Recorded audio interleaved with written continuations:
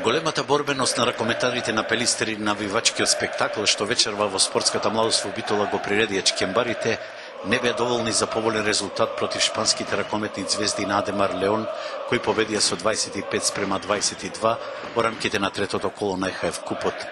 Пелистерци со просечен играчки состав во кој доминираат ветераните и отсуството на неколку првотимци,